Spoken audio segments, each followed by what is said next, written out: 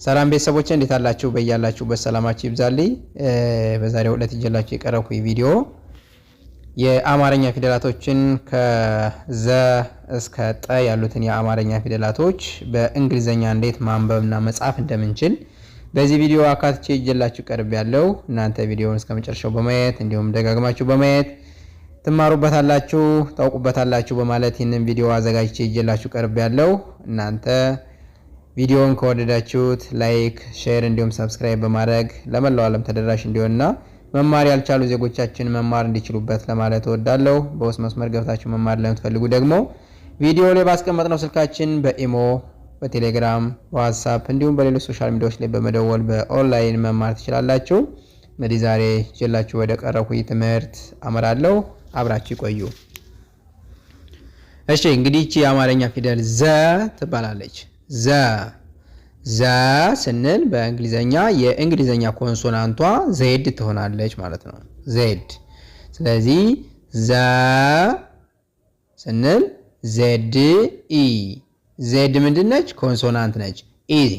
ኢ ደግሞ ቫወል ነች ማለት ነው። ስለዚህ መጀመሪያ ላይ የምንጠቀማት ቫወል ሌተር ኢ ነች። ሶ ኮንሶናንቷን ከጻፍነን በኋላ ኢን እናስከትላለን ማለት ነው። ሌላ ዙ ስንል ዜድ ዩ። እንግዲህ ዜድ ከዘ እስከ ዞ ለሁሉም ጋር ተነባቢ ሆና ታገለግላለች ማለት ነው። ስለዚህ ዙ ስንል ዜድ ዩ፣ ዜድ ዩ ኤክስኪውዝ ሚ። ዚ ስንል ዜድ አይ፣ ዛ ዜድ ኤ፣ ዜ ዜድ አይ ኢ፣ ዝ ዜድ ብቻ፣ ዞ ዜድ ኦ። እሺ፣ ዘ ዙ ዚ ዛ ዜ ዝ ዞ። እንግዲህ ከዚህ ጋር የምታዩቸው ኮንሶናንት አይቀየርም። የሚቀየር ማን ነው? ቫወል ነው ማለት ነው። ቫወሎች ናቸው የሚቀየሩ። እሺ፣ ቀጣይ ዠ። ዠ ስንል እንግዲህ የዠ ኮንሶናንት ሌተር ዜድ ኤች፣ ዜድ ኤች። ከሁሉም ጋር ዜድ ኤች አለች ማለት ነው። በሌላ አገላለጽ ዠ ስንል ዜድ ኤች ኢ፣ ዡ ዜድ ኤች ዩ፣ ዢ ዜድ ኤች አይ፣ ዣ ዜድ ኤች ኤ፣ ዤ ዜድ ኤች አይ ኢ፣ ዢ ዜድ ኤች ብቻ፣ ዦ ዜድ ኤች ኦ ብለን እንጽፋለን ማለት ነው። ስናነብ ደግሞ ዠ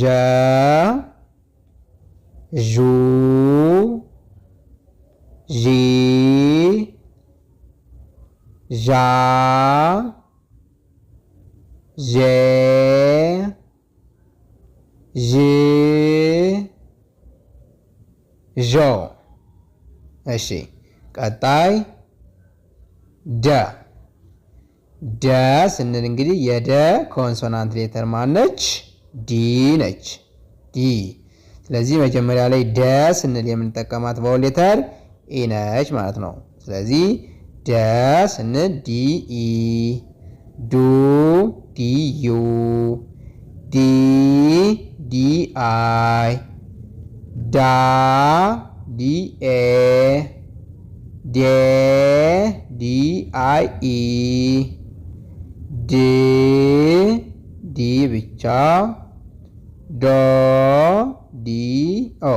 እንግዲህ እነዚህ ስፔሊንጎች ሌተሮች መጀመሪያ የምንጽፋቸው ኮንሶናንት ሌተር ይባላሉ።